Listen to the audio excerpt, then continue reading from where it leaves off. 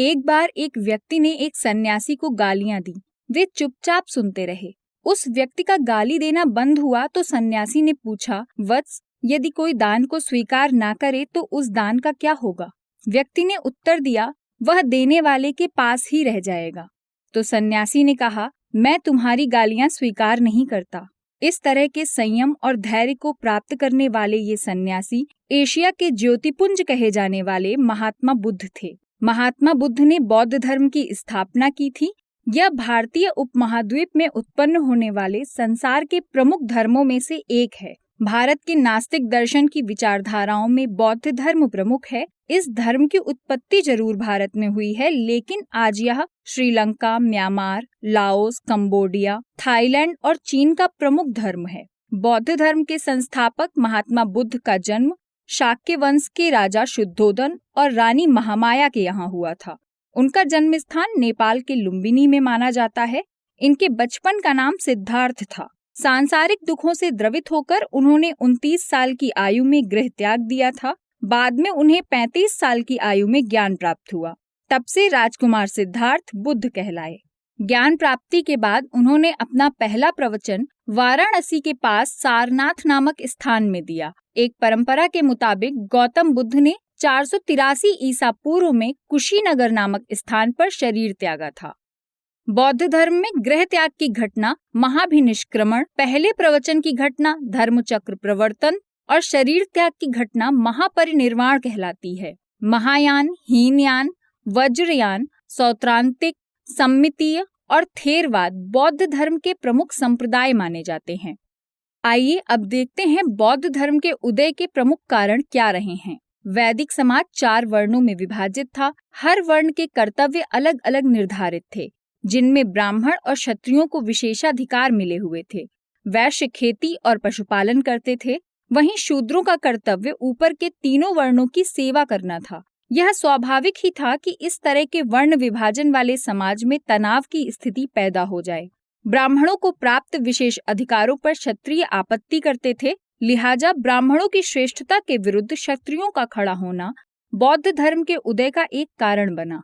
गौरतलब है कि बौद्ध धर्म के संस्थापक गौतम बुद्ध भी क्षत्रिय थे। इसके अलावा बौद्ध धर्म के उद्भव के कुछ यथार्थ कारण भी हैं। सिक्कों के प्रचलन से जब व्यापार बढ़ा तो वैश्यों की स्थिति में सुधार हुआ। अब वे सामाजिक प्रतिष्ठा भी चाहते थे। ब्राह्मणों की कानून की किताबों में सूदखोरी की निंदा की जाती थी, इसलिए वैश्य किसी ऐसे धर्म को अपनाना चाहते थे जहां वे सम्मान पा सकें। दूसरे कारण की बात करें तो कृषि आधारित अर्थव्यवस्था में पशुओं की जरूरत। वैदिक व्यवस्था में पशुओं की बलि दी जाती थी, जबकि यह धर्म अहिंसा का समर्थन करता था। इस कारण लोग बौद्ध धर्म के प्रति आकर्षित हुए। वहीं अगर लोगों के बीच इस धर्म के प्रचार प्रसार की बात करें तो पहला कारण है कि यह धर्म जातिगत भेदभाव को स्थान नहीं देता था। इससे लोगों में सामाजिक चेतना का संचार हुआ और वे इस धर्म के प्रति आकर्षित हुए। तीसरा कारण है कि बौद्ध धर्म आत्मा और परमात्मा के वाद विवादों में उलझने के बजाय सांसारिक समस्याओं पर केंद्रित था। चौथा कारण है इस धर्म में जनसाधारण की भाषा पाली को प्रचार का माध्यम बनाया गया। पांचवा कारण है कि बौद्ध धर्म के संघ में प्रवेश को लेकर जाति या लिंग के आधार पर भेदभाव नहीं किया जाता था। हर धर्म उत्पत्ति के समय से ही कुछ प्रमुख सिद्धांतों पर आधारित होता है, जो उस धर्म का दर्शन कहलाता है। तो आइए अब आपको बौद्ध धर्म के प्रमुख सिद्धांतों के बारे में बताते हैं। बौद्ध धर्म के 3 सार्वभौमिक सत्य, 4 आर्य सत्य और अष्टांगिक मार्ग मिलकर धर्म का निर्माण करते हैं। बौद्ध धर्म के 3 सार्वभौमिक सत्य में से पहला है ब्रह्मांड में सब हमेशा व्याप्त रहता है। जैसे पदार्थ ऊर्जा में बदलता है, ऊर्जा पदार्थ में बदलती है। दूसरा सत्य है संसार में सब कुछ परिवर्तनशील है, इसमें जीवन को बहती नदी की तरह माना गया है। तीसरा सत्य है कार्य कारण नियम, इसे कर्म सिद्धांत के नाम से भी जाना जाता है। इसके अनुसार आप जैसा करते हैं वैसा ही आपके साथ होता है। वहीं 4 आर्य सत्यों की बात करें तो बौद्ध धर्म के 4 आर्य सत्य बुद्ध की शिक्षाओं का सार हैं। बोधि वृक्ष के नीचे ध्यान करते हुए बुद्ध ने इन सत्यों को समझा। पहला आर्य सत्य है दुख, अर्थात यह संसार दुखमय है। दूसरा है समुदाय, अर्थात इस दुख का कारण है। तीसरा है निरोध, अर्थात इस दुख का निरोध है। वहीं चौथा आर्य सत्य कहता है मग्गा अर्थात दुख निरोध का मार्ग है। अब इन चारों आर्य सत्य का अर्थ समझने की कोशिश करते हैं। पहले आर्य सत्य के अनुसार दुख कई रूपों में होता है। जीवन में व्यक्ति बहुत सारी इच्छाएं रखता है। जब मनुष्य इन इच्छाओं को पूरा करने में असमर्थ होता है तो उसे दुख होता है। अगर इच्छाओं की पूर्ति हो भी जाए तो भी यह तृप्ति थोड़े समय के लिए ही होती है, क्योंकि सुख हमेशा नहीं रह सकता। अगर सुख हमेशा व्याप्त रहा तो जीवन में उदासीनता आ जाती है। दूसरा आर्य सत्य कहता है कि दुख की उत्पत्ति का प्रमुख कारण ही इच्छा है। बुद्ध ने इसे 3 बुराइयों के रूप में समझाया है। ये 3 बुराइयां हैं लालच, उपेक्षा और नफरत। तीसरे आर्य सत्य के अनुसार व्यक्ति को ऐसी सभी इच्छाओं का त्याग करना चाहिए जो दुख का कारण बनती हैं। इसके लिए मोह का त्याग करना होता है। इससे व्यक्ति निर्वाण यानी ज्ञान प्राप्ति की ओर बढ़ता है। इसमें लालच, उपेक्षा और नफरत को त्यागना होता है। चौथे आर्य सत्य में बुद्ध ने इन दुखों का अंत करने के लिए उपचार बताया है। इसे अष्टांगिक मार्ग के नाम से जाना जाता है। दरअसल व्यावहारिक तौर पर बुद्ध की तुलना एक डॉक्टर से की जा सकती है। पहले 2 आर्य सत्य में वे समस्या और उसके कारण को समझते हैं, जबकि तीसरे आर्य सत्य में वे समस्या के निदान के बारे में बताते हैं। वहीं चौथे आर्य सत्य में उपचार की विधि के बारे में बताया गया है। इसे ही अष्टांगिक मार्ग कहते हैं। अष्टांगिक मार्ग में 8 साधन होते हैं। सम्यक दृष्टि, सम्यक संकल्प, सम्यक वाक, सम्यक कर्मांत, सम्यक आजीव, सम्यक व्यायाम, सम्यक स्मृति और सम्यक समाधि। व्यक्ति इस मार्ग के जरिए निर्वाण प्राप्त कर सकता है। बुद्ध ने अपने अनुयायियों के लिए एक आचार संहिता भी निर्धारित की थी, जिसके अनुसार मुख्य नियमों में पराये धन का लोभ नहीं करना, हिंसा नहीं करना, नशे का सेवन न करना, झूठ न बोलना और दुराचार से दूर रहना शामिल है। इसके अलावा बुद्ध ने मध्यम मार्ग की शिक्षा दी, जिसके अनुसार न अत्यधिक विलास करना चाहिए न अत्यधिक संयम। अब एक नजर बौद्ध धर्म की प्रमुख विशेषताओं पर डालते हैं। बौद्ध धर्म ईश्वर और आत्मा को नहीं मानता है, लेकिन पुनर्जन्म में विश्वास रखता है। इसलिए कर्मफल का सिद्धांत भी बौद्ध धर्म में मान्य है। दूसरी तरफ इसमें वर्ण व्यवस्था की निंदा की गई है। संघ में स्त्रियों को भी प्रवेश का अधिकार था। ब्राह्मण धर्म की तुलना में बौद्ध धर्म अधिक उदार और जनतांत्रिक स्वरूप लिए हुए था। अब देखते हैं बौद्ध धर्म का सामाजिक आंदोलन के तौर पर कैसा स्वरूप है। कोई भी सामाजिक आंदोलन अपने समय की सामाजिक बुराइयों को मिटाने का प्रयास करता है। बौद्ध धर्म ने भी अपने समय में प्रचलित रूढ़िगत मान्यताओं पर चोट करने का प्रयास किया। इस धर्म ने उस समय प्रचलित जातिगत भेदभाव को नकारा और वर्ण व्यवस्था की निंदा की। जहां ब्राह्मण धर्म में शूद्रों और स्त्रियों दोनों की स्थिति निम्न मानी जाती थी, वहीं बौद्ध धर्म में शूद्रों और स्त्रियों दोनों को संघ में प्रवेश दिया गया। बौद्ध धर्म में धन संचय की मनाही की गई, जिसने समाज में व्याप्त असमानता पर गहरी चोट की। इसके अलावा लोगों में चेतना का विकास करने का प्रयास किया गया। स्वयं बुद्ध ने अपने अनुयायियों से कहा कि मेरे उपदेशों को ज्यों का त्यों न अपनाया जाए, बल्कि तार्किक ढंग से विचार करके ही इनका पालन किया जाए। अब बात करते हैं समकालीन समय में बौद्ध धर्म की प्रासंगिकता पर। बौद्ध धर्म का प्रमुख मूल्य अहिंसा आज के समय में बढ़ रही आपराधिक प्रवृत्ति को रोकने और कम करने में प्रमुख भूमिका निभा सकता है। आज का विश्व चरमपंथी ताकतों और एक तरफा सोच का सामना कर रहा है। मसलन किसी एक तथ्य के आधार पर अपने विचारों को सही मान लेना जैसी प्रवृत्तियां बढ़ रही हैं।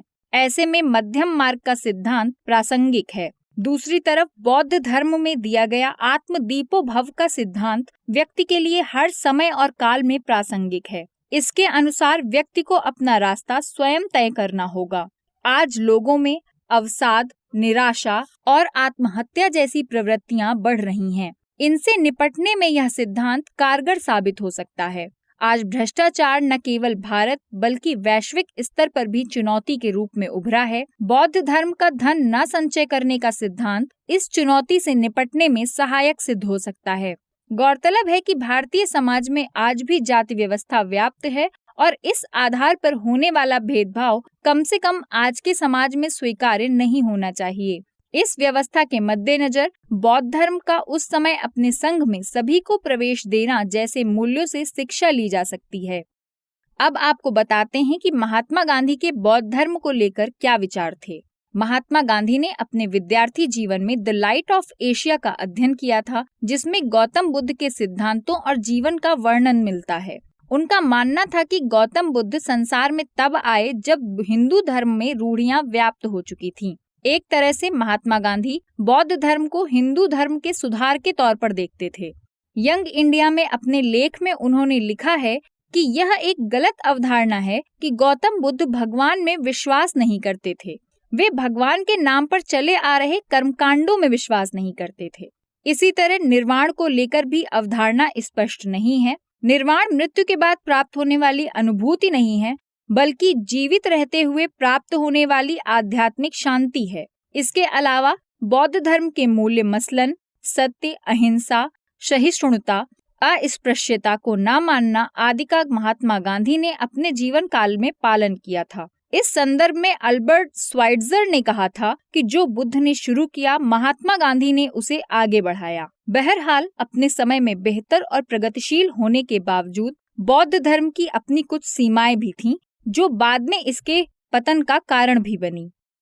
तो आइए अब एक नजर डालते हैं बौद्ध धर्म की सीमाओं पर। बौद्ध धर्म में भी ब्राह्मण धर्म की वे बुराइयां घुस गई थीं, जिसे आरंभ में बौद्ध धर्म ने चुनौती दी थी। वहीं दूसरी ओर ब्राह्मण धर्म ने भी अपने अंदर सुधार किया। उदाहरण के लिए शूद्रों और स्त्रियों के लिए भी धर्म के द्वार खोले गए। बौद्ध भिक्षुओं ने आम जनजीवन से दूरी बढ़ानी शुरू कर दी, जैसे आम लोगों की भाषा पाली को छोड़कर विद्वानों की भाषा संस्कृत को अपनाना। बाद में बौद्ध भिक्षु प्रतिमा पूजन और चढ़ावा भी स्वीकार करने लगे और विहार संपत्ति का केंद्र बन गए, जिससे विहार उन कुकर्मों का भी केंद्र बने जिनका गौतम बुद्ध ने कड़ाई से निषेध किया था।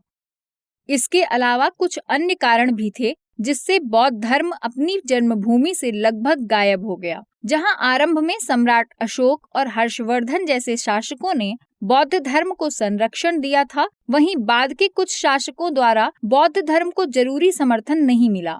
उदाहरण के लिए गौड़ देश के शासक शशांक ने बोधगया में उस वृक्ष को काट डाला जिसके नीचे बुद्ध को ज्ञान प्राप्त हुआ था। इसके अलावा शैव और वैष्णव संप्रदाय ने भी बौद्ध धर्म का कड़ा विरोध किया। विहारों की अपार संपत्ति को देखकर तुर्की हमलावरों ने आक्रमण किए, इससे भी बौद्ध धर्म को क्षति पहुंची। इन सीमाओं के बावजूद ऐसा कतई नहीं है कि बौद्ध धर्म ने अपना अस्तित्व ही खो दिया है। यह ठीक बात है कि इस धर्म में कुछ नकारात्मक बातें भी देखी गईं, लेकिन यह भी उतना सही है कि चाहे भारत हो या अन्य कोई देश, बौद्ध धर्म ने अपनी स्थापना से लेकर आज तक हर जगह व्यक्ति और समाज को एक सूत्र में पिरोने का लक्ष्य रखा है।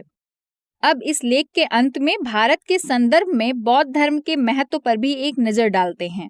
भारत अपनी सॉफ्ट पावर के लिए जाना जाता रहा है। चीन, श्रीलंका, जापान, भूटान और अन्य दक्षिण एशियाई देशों के साथ कूटनीतिक संबंधों में बुद्धिस्ट डिप्लोमेसी का प्रयोग किया जा सकता है। नालंदा विश्वविद्यालय के माध्यम से कुछ ऐसे कार्यक्रम चलाए जा सकते हैं जिनमें बौद्ध धर्म की शिक्षा के लिए अन्य देशों के विद्यार्थियों को भारत आमंत्रित किया जाए। भारत बौद्ध धर्म की जन्मभूमि है। चीन को काउंटर बैलेंस करने के लिए भारत इसे प्राथमिकता दे सकता है। उदाहरण के तौर पर भूटान, श्रीलंका, जापान और इंडोनेशिया जैसे देशों के सामने साझे सांस्कृतिक अतीत का इतिहास रखा जा सकता है, जिससे चीन का इन देशों पर बढ़ता प्रभुत्व रोका जा सके।